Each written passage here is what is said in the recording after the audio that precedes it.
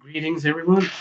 I'm making this video titled Introduction to the Sunnah, and basically, I'm trying to wash away a misconception that a lot of people have is that the Quran is the sole source of Islamic teaching, practices, beliefs, faith, and etc., which is not true at all.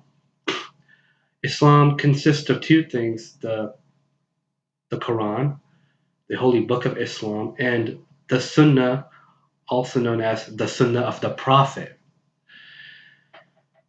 And if anybody wants to study Islam or learn about Islam, it is highly important and vital that you know what the Sunnah is.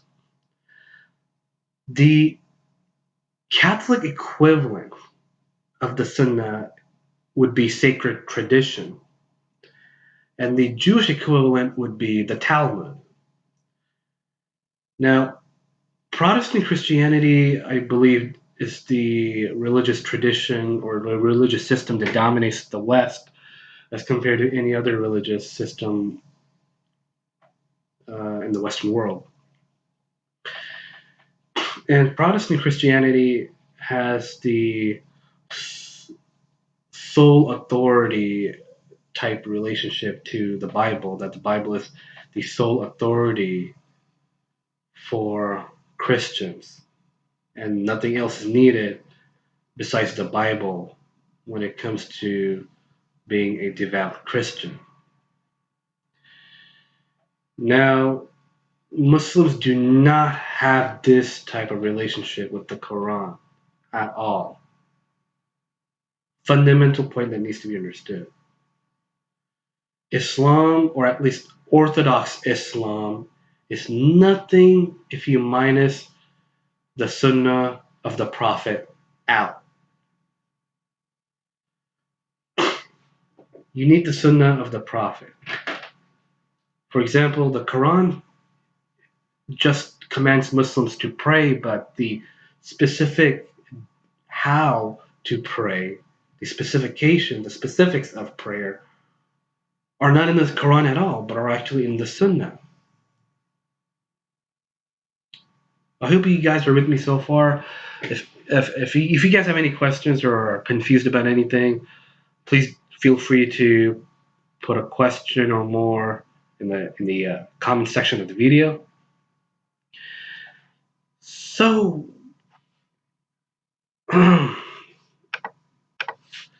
what is the Sunnah? This word Sunnah simply in Arabic means a way or method. In the Islamic context, it refers to the way of the Prophet, i.e., his teachings, deeds, sayings, habits, practices, and silent approvals. The Prophet is profoundly central to the religion of Islam, far more than any other person. The more a Muslim emulates the Prophet, the better of a Muslim he or she is. Now keep one thing in mind, not everything the Prophet did is mandatory for Muslims to do. For example, the Prophet spoke in Arabic with his family members. Now, if you were to speak to your non-Arabic family members in Arabic, the poor dears would not know a single thing you are trying to say. So again, context is key.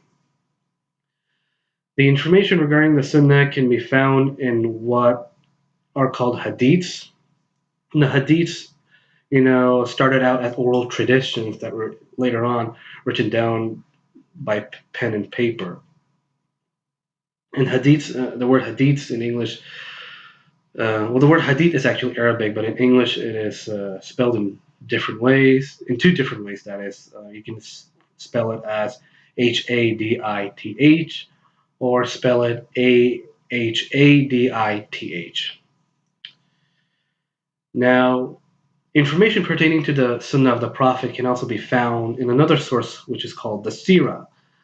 Now, the Sirah is an Arabic word, but in the Islamic context, it refers to the various traditional Muslim biographies of the Prophet. The Arabic word Sirah comes from the Arabic word Sunnah, which means to travel or to be on a journey. Hence, a person's sira is that person's journey through life or biography encompassing their birth, events in their life, manners and characteristics, and their death. Um, yeah, I mean, one thing I do want to add is a lot of Westerners may assume that the biography of the Prophet is found in the Quran, but that is not true at all. And in fact, the biography of the Prophet is actually found outside of the Quran. Anyways, continuing. What are the hadiths? Hadiths are the collections of reports of the teachings, deeds, and sayings of the Prophet. Sunnis have their canonical collections of them, while Shias have their own canonical collections of them. And among the multiple collections of hadiths that Sunnis have, the top most prominent and authoritative collections of hadiths are called Kutub al-Sitta, which literally translates from Arabic to English as the books, or al-Sahih al-Sitta, which translates into Arabic as the authentic six, since the yeah. And so the ranking of authenticity of these six collections of hadiths um, can vary depending on which um, school of thought uh, a Sunni belongs to, because not all schools of thought uh, of Islamic jurisprudence in Sunni Islam unanimously agree on the exact ranking of authenticity of these top six most authentic books. But one thing I could definitely tell you is that most Sunnis believe that the top two most authentic collection of hadiths from the top six are Sahih Bukhari and Sahih Muslim. And according to the belief of most Sunnis, the most authoritative Islamic literature after the Quran is the hadith collection called Sahih Bukhari. And according to the belief of most Sunnis, Sahih Bukhari is 100% reliable and 100% authentic, uh, and was, and yeah, well, as mentioned earlier, has the second prominent status after the when it comes to Islamic sources, right after the Quran. Now, um, going on to Sahih Bukhari, Sahih Bukhari is a collection of hadiths which consists of 7,275 hadiths and was collected by Imam Muhammad al-Bukhari, also commonly referred to as Imam al-Bukhari or Imam Bukhari. And he was a Persian Islamic scholar who was born in Bukhara, the capital of the Bukhara region of what is now modern-day Uzbekistan. And he lived from 810 to 870 AD. Sahih Muslim, collected by Muslim ibn al-Hajjaj, also commonly referred as Imam Muslim. Now, Imam is a theological title of respect uh, used among Muslims. In case if you guys didn't know. And so Imam Muslim was a Persian Islamic scholar who lived from 815 AD to 875 AD, and his hadith collection consists of 9,200 hadiths. The collection by Abu Daud, who was a noted Persian collector of prophetic hadiths. He lived from either 817 or 818 AD to 889 AD and was born in Basra, Iraq. And his hadith collection consists of 4,800 hadiths. The hadith collection called Jami al-Tirmidhi was collected by Imam Muhammad ibn Isa al-Tirmidhi, also known as Imam al-Tirmidhi, and he too was a Persian Islamic scholar and collector of hadith who lived from either 824 or 825 AD to 892 AD. 892 AD, that is, and his collection of hadiths consists of 3,956 hadiths. Sunan al-Sugra is a collection of hadiths consisting of 5,270 hadiths collected by al-Nasai, who was a noted collector of hadith who lived from 829 AD to 915 AD. And then when it comes to the sixth most authentic collection of hadiths, Sunnis go in two different directions. One group of Sunnis believe that Sunan ibn Majah, collected by Ibn Majah, a medieval Persian scholar of hadith who lived from 824 AD to 887 or 889 AD, is the sixth most authentic collection of hadiths, which consists of over 4,000 hadiths.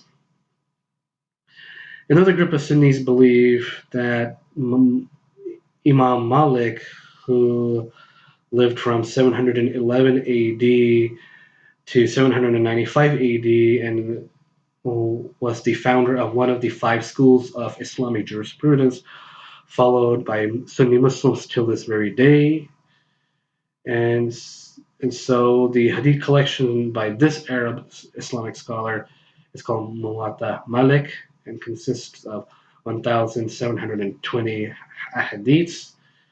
And so the Sunni Muslims who don't believe in Sunan ibn Majah being the sixth most authentic collection of hadiths believe that Muwatta Malik is the collection of hadiths that has that ranking and position.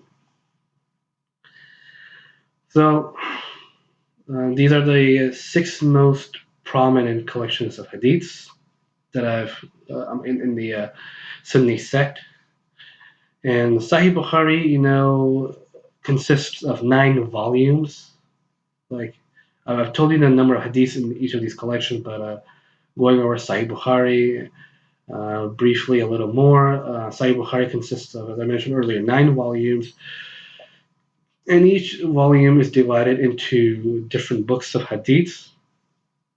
And each of these books of hadiths have hadiths which carry their own, which have their own number number labeling. So you have, let's say you have Sahih Bukhari, volume 1, book number this, and hadith number that.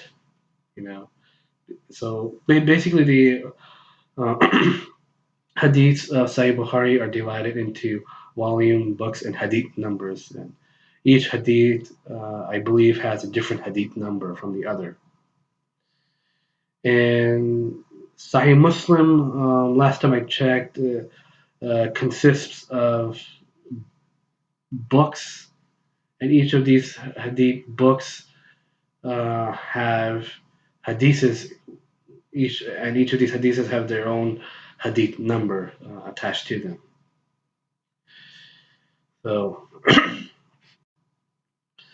So moving on to the most prominent and authoritative Shia collections of hadiths. They're called Al-Kutub al-Arba, which translates from Arabic to English as the 4 books. Now, among the top 4 most prominent collections of Shia hadiths, of hadiths among the Shia sect, the most authentic and deemed reliable collection is called Kitab al-Kafi, which consists of 6,199 hadiths, and it was collected by Muhammad ibn Yaqub al-Kulayni al-Arazi, who was a Persian Shia Islamic scholar who lived from 864 AD to 941 AD. And even though most Shias believe Kitab al-Kafi is the most authentic and reliable collections of hadiths, they nevertheless do not share the Sunni attitude that Sunnis have towards their deemed most authentic and reliable collection of hadiths, Sahih Bukhari. So, like most Sunni Muslims believe that Sahih Bukhari is 100% reliable and a trustworthy source, and no reason to doubt any of the contents of Sahih Bukhari. Shia Muslims don't have that attitude towards Kitab al-Kafi. Yet they believe that Kitab al-Kafi is the most authentic collection of hadiths, but nevertheless not 100% free from human error. Um, and that's well the belief of most Shias.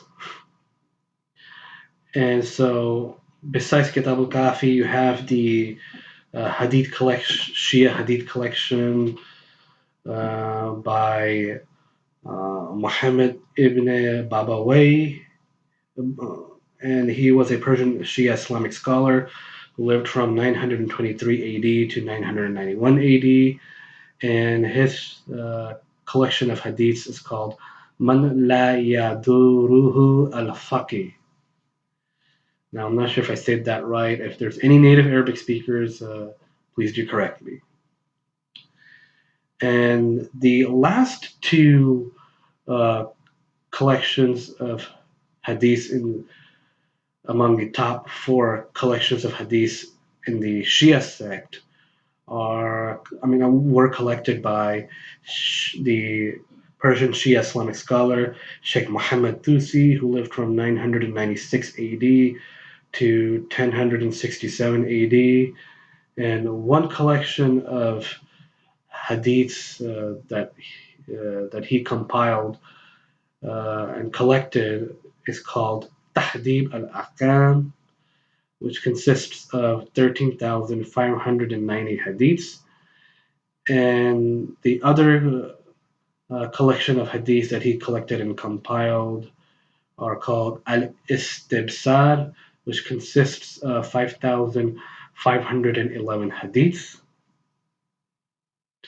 Now, just because there's a hadith of the Prophet does not mean that you can attribute it to the Prophet. And so, what happened in Islamic history is that there was a development of what is called the sciences of hadith.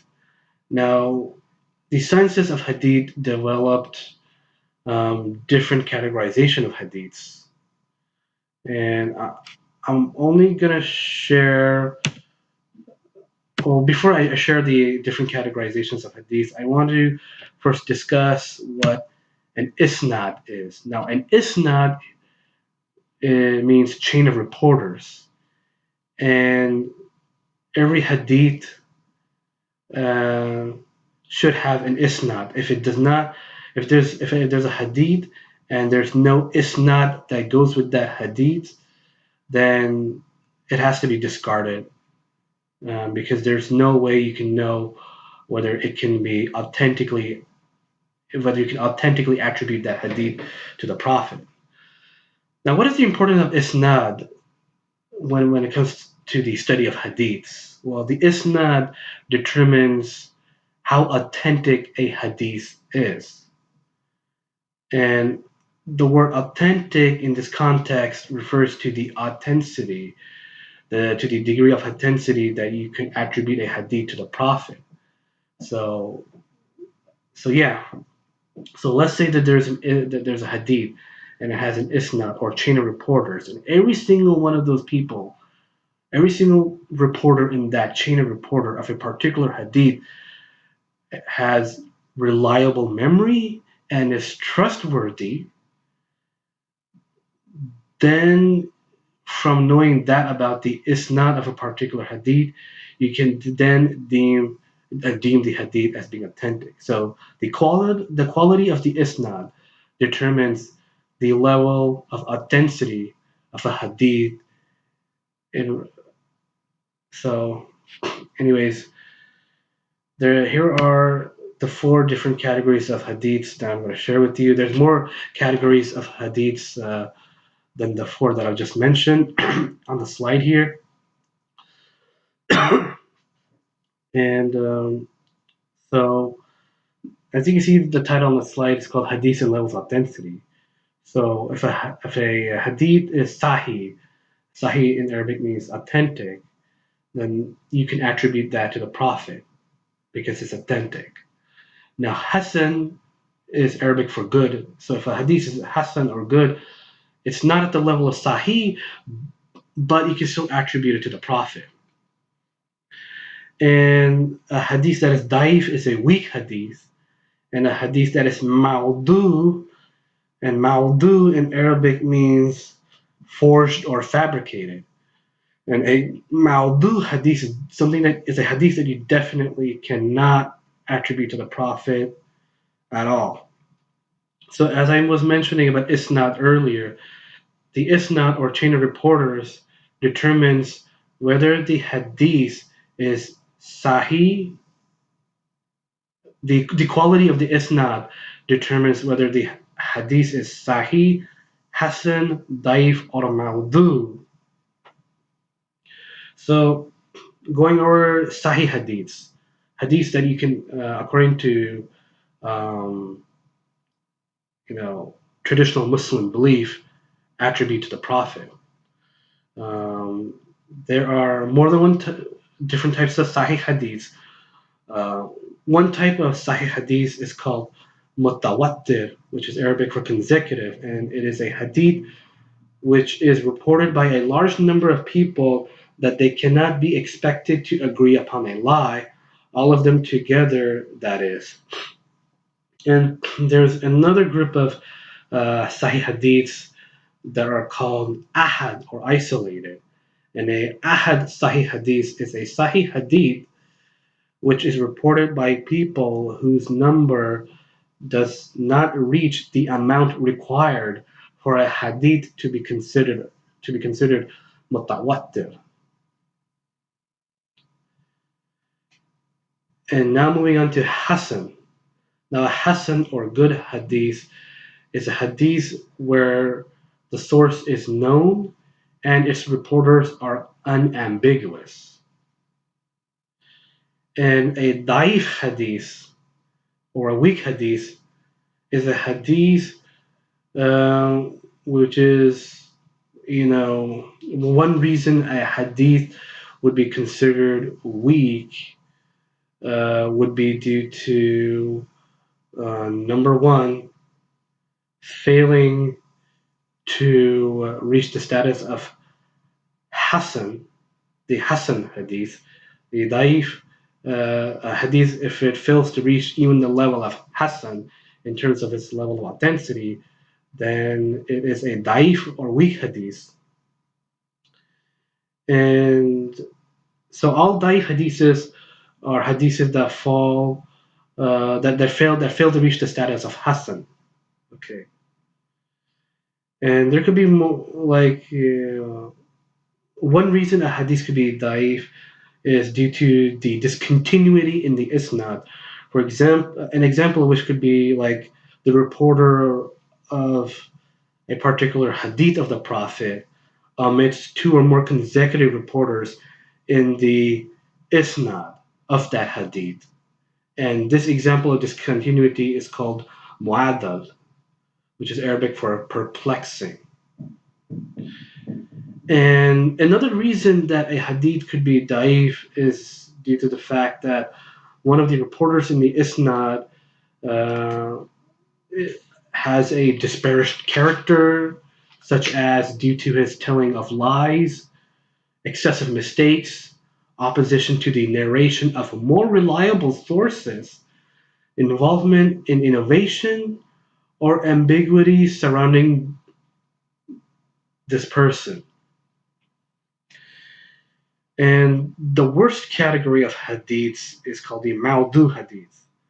And Maudu, as I mentioned earlier, means fabricated or forged. And a Maudu hadith is a hadith whose text goes against the established norms of the Prophet's sayings, or its reporters include a liar in the isnad of the hadith. Fabricated hadith are also recognized by external evidence related to a discrepancy found in the dates or times of a particular incident. So that's all for now. Um, if I feel like expanding upon the topic more, I will make another video or more on the topic along with this one. And I hope you guys found this video educational. And if you have any questions or comments, please do leave them in the comment section. And I look forward to hearing what you guys have to say. So, anyways, that's all for now. Toodles.